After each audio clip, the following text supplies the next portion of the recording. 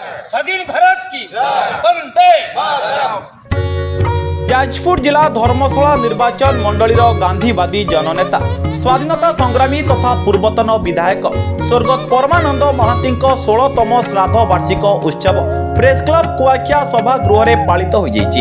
पूर्वाह्न 10 घटिका समय press club पक्षर Rasulpur block परिसर में थिबा स्वर्गत परमानंद महांती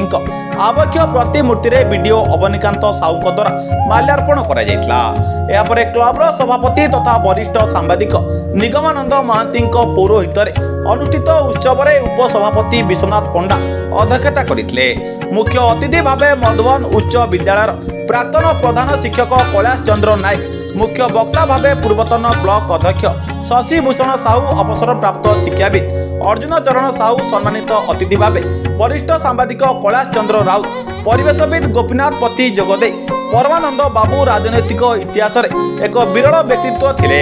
एवं जड़े शांति प्रिय त्यागी एवं परोपकारी जननेता भावे अविभक्त धर्मशाला जो माइल खुंट तैयारी करी जाइछन्ति ता काल जयी होई रहिबा सहित सांप्रतिक राजनीति रे नीति नैतिकता रहिबा उचित बोली अतिथि माने मतव्यक्त करिथिले। प्रेस क्लब रे आयोजित एही उत्सव रे पूर्वतन संपादक कल्पतरु पंडा अतिथि परिचय प्रदान करिथिबा बेले संपादक कालदी चरण कंठ विवरणी प्रदान करथिले। शेषरे सह संपादक कैलाश चंद्र मल्लिक धन्यवाद अर्पण करिथिबा बेले ए कार्यक्रम को प्रशांत कुमार नायक, कोषाध्यक्ष पद्मलोचन नायक, आलोक कुमार पही,